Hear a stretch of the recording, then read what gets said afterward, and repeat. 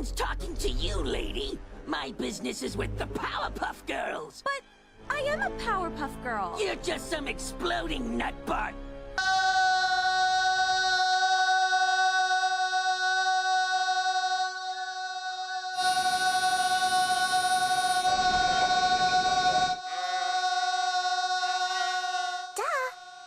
Check out my Patreon.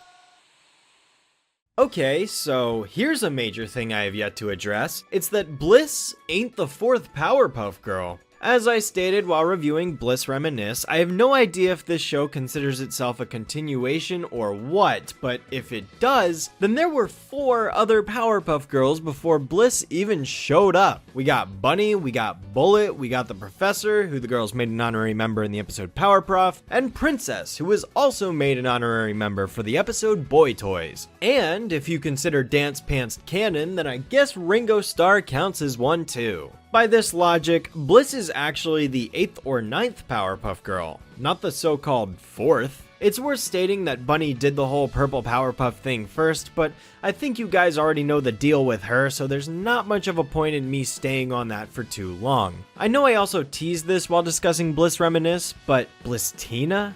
Seriously? The biggest issue I have with the chosen name Bliss is that it's not named after a thing, like a physical noun that simultaneously describes the character. Like, okay, we have Blossom because she's very open and direct. Bubbles got her name for being cute and joyful. Buttercup got her name because it also begins with a B, which may not appear significant at first, but the choice is important because it's how she came to develop the tougher personality that she's known for. All the girls, even Bunny and Bullet, they're named after a thing, a tangible object that can be used to describe them. Even Princess technically counts towards this too.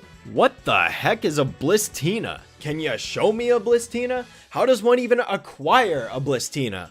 Ah yes, I was wondering if you had any Blistinas in stock today. They took the word bliss, which is a feeling or emotion, an idea, not a physical thing, and combined it with the latter half of Christina. Fucking, oh my god, that's some auteur shit right there. Wow. And I'm sure some may say it's a nitpick, but it breaks that trend that follows with every other girl and sticks out like a sore thumb. Why not name her Beanie or Berry? You know, I really like Button. Button would have been a great name. Yeah, until you can show me a Blistina, I'm not a fan.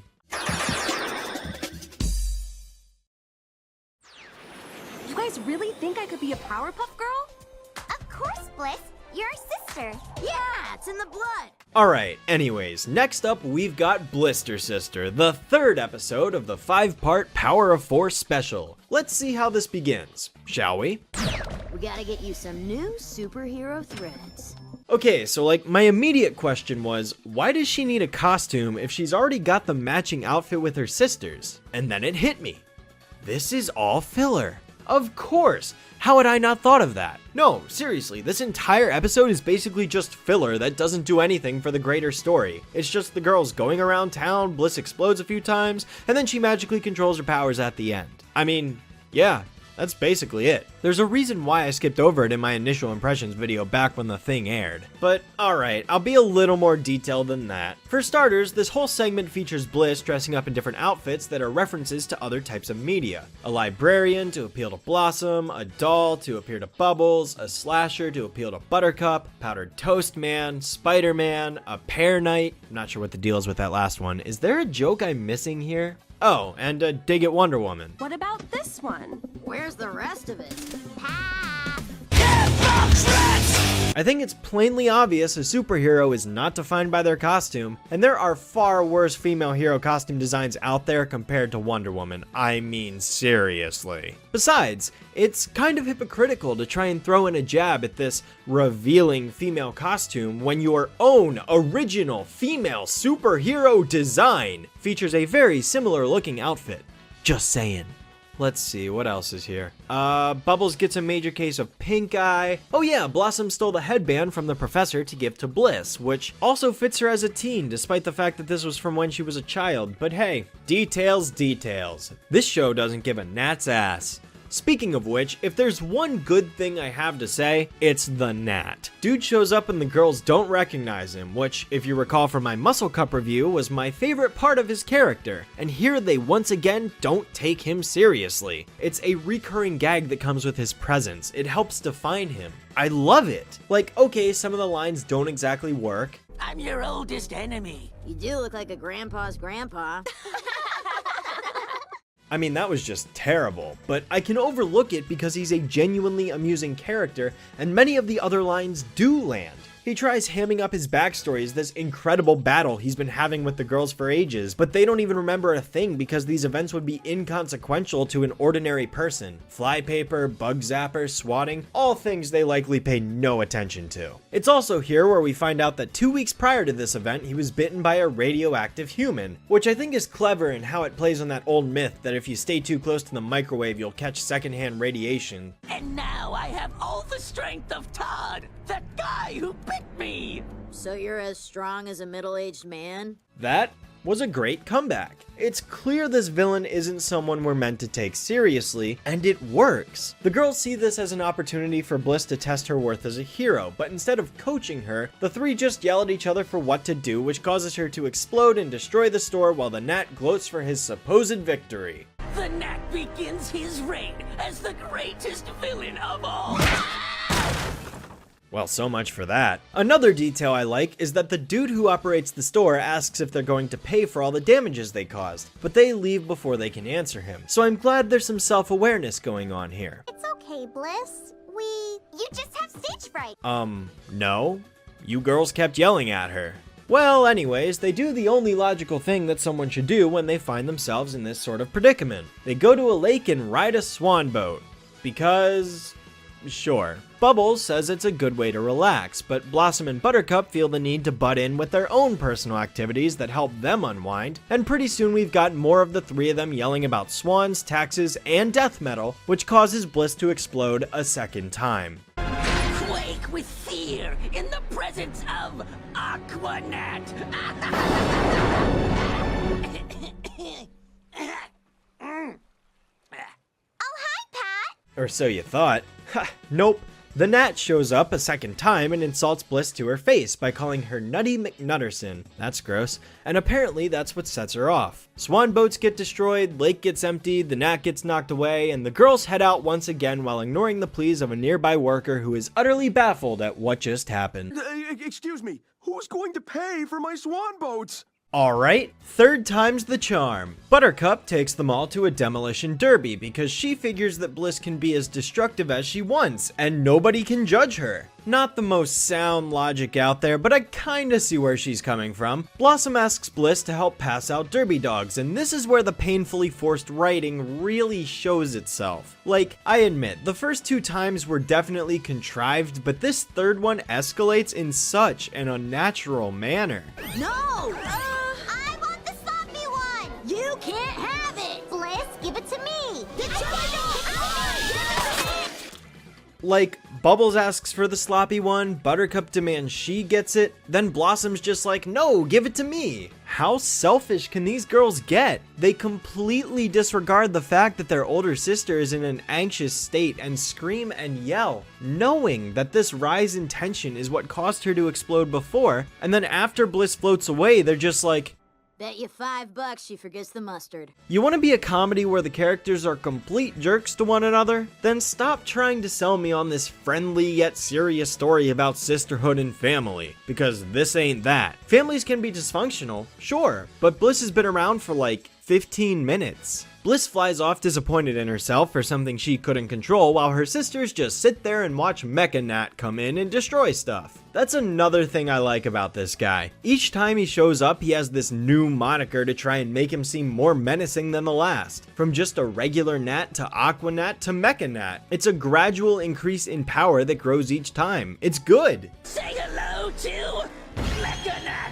Where Where does he get the money for this stuff? Cut back to Bliss, who's getting more hot dogs while the girls proceed to fight the gnat and fail. She keeps walking along, reflecting on how she's failed and wants to go home, and as a flaming tire flies towards the hot dog stand, she Deus Ex Machinas her way into having control of her powers, saves the stand, and goes to fight the gnat. Yes, let's just absolve the central plot without any build-up whatsoever and just have her magically capable of controlling herself out of literally nowhere. I want to avoid using the word atrocious, so I'm gonna go with sloppy instead. This resolution is sloppy beyond belief. You're telling me that this girl had zero control of her powers for an entire decade, which was the very reason she left home in the first place and abandoned herself on an island, and gets fixed just like that? We've had 2 episodes now building this up as her major flaw. I mean, this character has been struggling for years, and now it's just thrown away like it's nothing? If this were meant to be a parody or a satire or setting up something in episodes 4 or 5, that would be one thing, but this is clearly going for a real, genuine, classical narrative. I understand acting on instinct in the heat of the moment, kinda like a fight or flight response. I think this could work, and I'll explain how I'd fix this in a moment, but this should not just magically resolve everything instantly. It's completely unnatural. Here is the explanation Bliss gives us as to how she's able to do this. I don't know, me. I wasn't even thinking about it. Are you fucking serious right now? You don't know.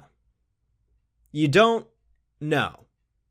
You don't know. Yeah, I can clearly see that you don't know because you didn't even try. I've been saving this for a while now, but I think this is the perfect time to bring out this quote by fiction writer and author Stephen James. He's primarily known for writing novels, but the same exact principles apply here. He states, as a fiction writer, you want your reader to always be emotionally present in the story. But when readers are forced to guess why something happened or didn't happen, even for just a split second, it causes them to intellectually disengage and distances them from the story. Rather than remaining present alongside the characters, they'll begin to analyze or question the progression of the plot, and you definitely don't want that. Quite frankly, I find myself doing this all the time in the case of the reboot because things almost never add up, and Bliss here is one of the absolute worst cases of that. We've been forced to guess things that have happened throughout all 3 episodes so far. By no means do I think we should get an explanation for every single little detail because that would be egregious, but something as big as, oh, I don't know, the climax of the episode definitely warrants a legitimate sequence of cause and effect. There is no cause for this effect. She can just do it spontaneously. And last I checked, all of Bliss's overreactions as a child were due to instinctual emotions becoming active rather than her overthinking. Oh yeah, I'm sure she put a ton of pressure on herself when she thought about getting scared by the professor, and that's why she blew up, instead of just being naturally scared. Oh yeah, I'm sure she was overthinking how her nerve endings were responding when the professor tickled her with the puppet pals. Oh yeah, I'm sure she couldn't handle the severe mental stress of hugging her younger sisters, perished the thought of her feeling genuine happiness. Give me a break. This is supposed to be a 5-part special that takes place all as one cohesive narrative, but there's inconsistencies within itself. Last episode, I pointed these out with other episodes in the series, but now it's happening within the same 5 episodes. How can the last episode establish that her explosions are caused by emotions, but then now it's caused by overwhelming stress? Those aren't the same thing. You can be scared without being pressured. It doesn't work like that. Here's how I would improve this. Bliss saves the stand by catching the tire and gains control for a brief period of time, and only for that brief period. Then she drops everything she's holding because it's too difficult for her to handle. Ergo, she keeps the same flaw of being unstable that she's always had and goes to confront the gnat, not because she has control of her powers, but because she needs to rescue her sisters and has a slight boost of confidence. During this conflict, she still can't control everything, but she gives it her all and has a few improvements here and there because she has no other choice, and rescues the girls through war of attrition rather than this easy telekinetic, "Why are you hitting yourself? Why are you hitting yourself?" schlock that has no suspense to it whatsoever. The next 2 episodes continue with this flaw of being slowly overcome, and hell, I wouldn't even have her control her powers entirely at the end. I'd have her make progress, definitely, but I'd keep this instability as a lifetime flaw that she has to gradually learn to manage, because that would make for a far more interesting character than this godly, utopian, perfect, flawless, immaculate being who doesn't even have to try to earn her abilities. But what do I know? I'm just some loser on YouTube who clearly doesn't know what he's talking about because I'm not a professional who works in the industry or anything. Ha ha! Here's the thing. You can't just say, well, you haven't had any kids, so you don't know anything about kids. Because here's the thing. I've never flown a helicopter. If I saw one in a tree, I could still be like, dude fucked up. It's not supposed to be up there. I get what you're saying, but when something's fundamentally wrong, you can just tell. Let's see, Bliss saves the day, rescues her sisters, pulls them aside, Blossom's hair and bow are treated incredibly inconsistency from shot to shot, and the four of them go home. The end. Overall, I'd say this is the second worst episode behind the last one.